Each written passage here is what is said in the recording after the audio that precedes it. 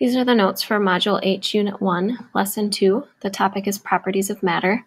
The essential question in this lesson is, what are physical and chemical properties of matter? By the end of this lesson, you should be able to classify and compare substances based on their physical and chemical properties. The picture here on the preview shows someone harvesting cranberries, and it explains how the cranberries are harvested by flooding the fields. And then because the cranberries are less dense than water, they can collect them the way you see here in one area and skim them off the top. It takes a lot less effort than picking the individual berries from the plants, and they're taking advantage of the physical property of the cranberries, the fact that they're less dense than water and they float on top of the water. There's just one learning target in this lesson. I can differentiate between physical and chemical properties of matter. That means by the end of this lesson, you need to be able to explain the difference between a physical and a chemical property and give some examples of physical and chemical properties. There are two vocab words. A physical property is a characteristic of a substance that can be observed and measured without changing the identity of the substance, something like color, size, shape, density. A chemical property is something that describes a substance's ability to change into a new substance with different properties, either because it's flammable, it can catch on fire and burn, or because of a chemical reaction. In class, we did the lesson preview together on page 21, and then we went through notes. In your Module H Lesson 2 notes, you have a table that lists physical and chemical properties that we recorded. We'll go through the physical properties first. Density is a physical property of matter.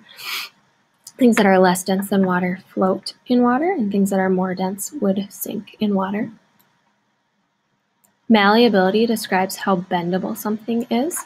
A copper wire or some aluminum foil, those things are very malleable. They're very easy to bend.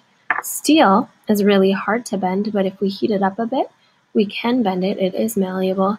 In contrast, a piece of glass is not malleable. If I try to bend it, it will break first or shatter. Things that are not malleable, we describe as being brittle. They break before they bend. Conductivity is a measure of how well heat and electricity move through a substance. Things that are good conductors would transfer heat well. Our bodies are good conductors. Heat and electricity move through them very easily. That's why it's such a bad deal if you get struck by lightning.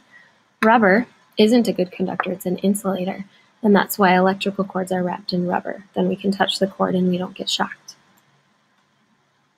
Solubility describes how a substance dissolves in another substance. Usually we dissolve something in water. Something that is soluble will dissolve easily in another substance.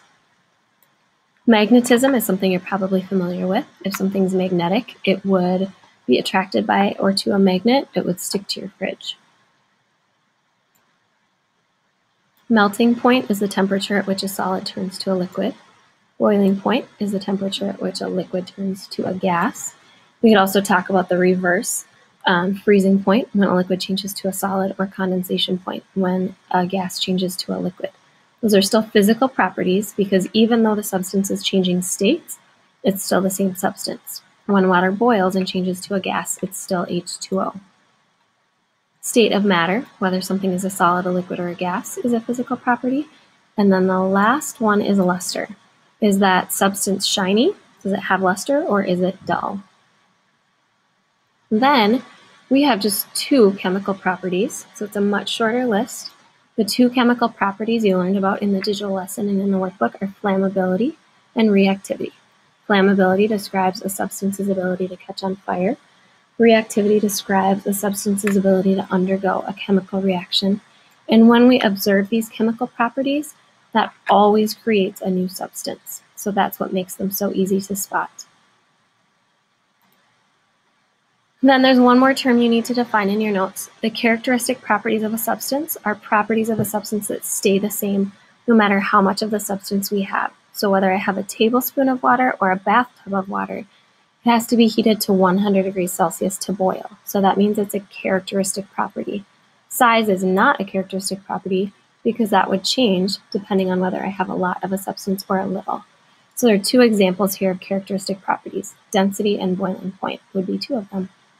Those are the notes for Module H, Unit 1, Lesson 2.